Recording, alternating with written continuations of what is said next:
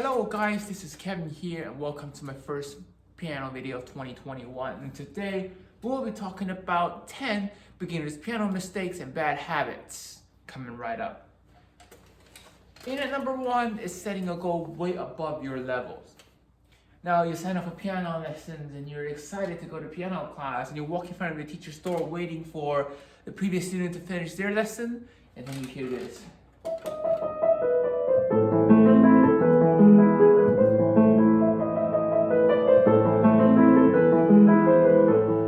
You straight up think, well, I want to learn this piece, I'm gonna get to this piece, I'm gonna play that. But the truth is, you're still not ready for it. You know, you might think these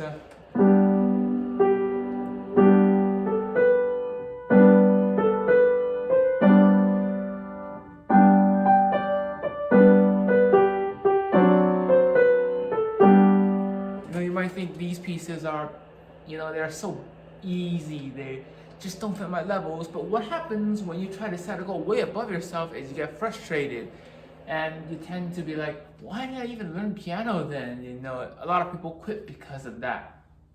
Number 2 is relying on piano softwares like Synthesia or Simply Piano. Don't even get me started on Simply Piano, but Synthesia is basically what is on your screen right now. It is an app that has notes falling down, and what happens a lot of times is people tend to just straight up follow these fall down notes and play songs according to it. Now what basically is that you develop the sense of reliance on these apps, and people don't learn how to read sheet music and this and whatnot, and then next time it's like you cannot even practice yourself without having to go back to Synthesia or go back to these apps that have fallen notes, and that's not good. Number 3 is relying too much or just simply not even using the metronome. I don't think a lot of people, beginners, will rely on metronome all the time, but what happens is, metronome has this da, da, da, da, this kind of sounds, and beginners think, it's so boring, why do I even need a metronome? I can just practice on my own. But what happens when you don't use a metronome is that maybe for easy areas, you play really fast, and then for these hard places, you'll kind of slow down without even knowing. You have to keep a steady tempo when you play music. Of course, also what happens to some people is that they rely too much on the metronome, and then the music becomes dull. Let's say for Mozart Sonata, Piano Sonata, K545.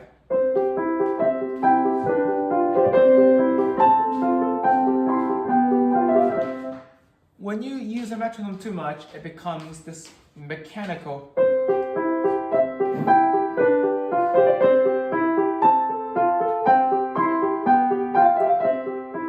It becomes too much of a mechanical stuff.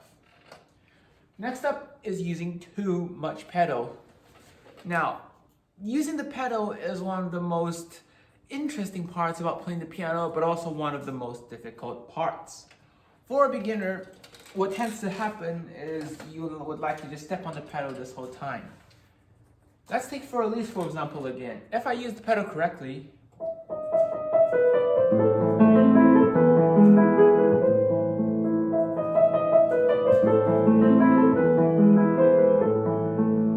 you can see that it's flowing. Now, when you don't use enough pedal, let's say,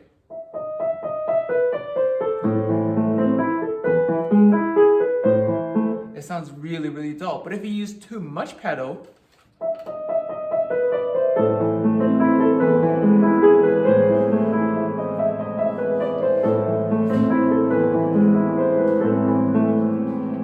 you can hear it's so dull. It just doesn't sound so good. It sounds so mushy, and you don't want that. Number 5 is practicing from the beginning every single time. Now, when we practice a piece, you'll find areas that you find easy, and then you'll find areas that are hard, and then you'll make mistakes around these areas. And what happens for a lot of beginner people, and even for people such as me still sometimes, is that when I hit a hard spot, or when people hit a hard spot, they tend to want to stop there, go back to the beginning and practice. And every time they start practicing, they won't start from where they made the mistake, but instead they'll go back to the beginning and practice. What happens is, the areas that you're already proficient at will become so good, but you'll never get better at the areas that you're not good at.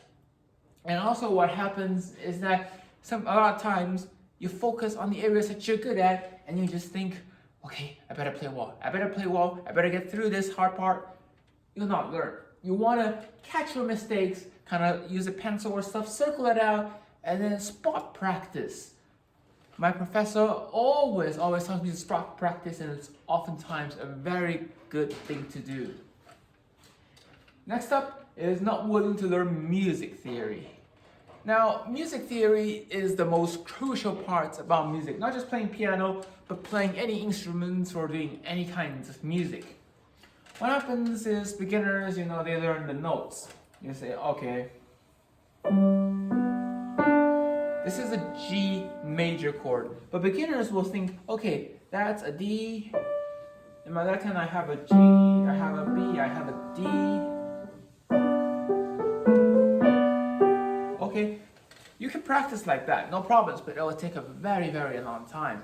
But once you learn the music theory, you look at a score such as Minuet in G, you say, okay, that's a G major.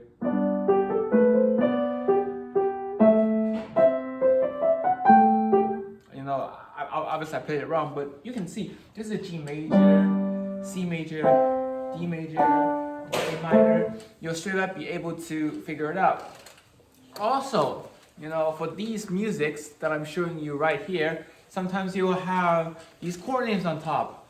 Of course, I'm not saying that you should do, but in case, if you mess up, like say, I forgot what it is supposed to be, but you look at their sheet music and you see, there's a C. So at least you can play something relatively closer to the realm of it, and it wouldn't be too far.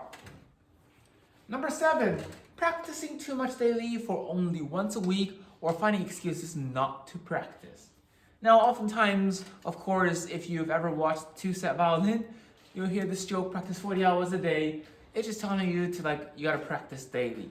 Don't practice too much every day, otherwise, your muscle will become weak and you get frustrated. And also, don't cram your practice into just one day of a week. What I suggest you to do is practice about 20 minutes per day, starting with 5 minutes of skills and then do a little bit of warm-ups, and then practice the weak areas of your piece. Don't, just straight go inside and say, okay, today I'm going to practice this, I'm going to practice that for about an hour or 2 hours or something like that. It will not be too good for you. Number 8 is stopping after a mistake and then returning to the beginning. Now, this is somewhat tying to number 5. Well, you get those hard areas, okay? And then, of course, you can practice. It won't affect you too much. You make a mistake.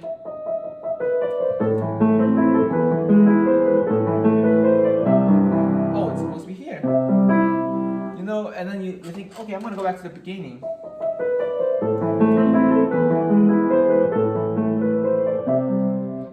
Of course, when you're on stage and you're performing and you hit a hard spot and then suddenly you stop and then you think, I'm going to go straight back to the beginning. Guess what? The audience is not going to be too happy about it. When you're playing a piece, when you make a mistake, don't stop. Just kind of in your mind, kind of think about where this mistake is, play on to the end, and then figure out where your mistake was made, and then spot practice there. That way you develop a sense of when you're performing, you won't be just stopping in the middle of a piece and then trying to go back to the beginning. Number 9 is not using the right fingering. When we first start learning the piano, we learn, okay, C major. Okay? Once you hit the finger here, you're gonna have 3 more notes on the C scale. And what are you gonna do? Flip it over? No. So what you want to do is figure out the correct fingering and then fingering it in before you start playing. When you have the correct fingering,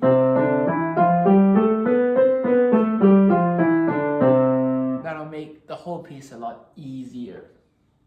And finally, in at number 10 is speeding up without knowing it. Now, oftentimes, you are going to get into places where you have to, play multiple notes at the same time or play a lot of notes, and then you tend to speed up. Let's take Lean, for example. You have this right there, right? And then you have the...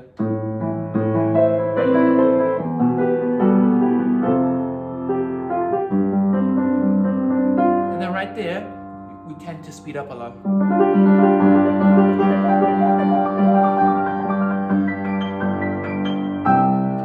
We tend to speed up quite a lot.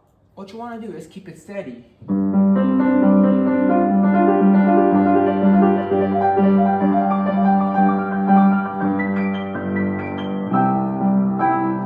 That way it's a lot smoother.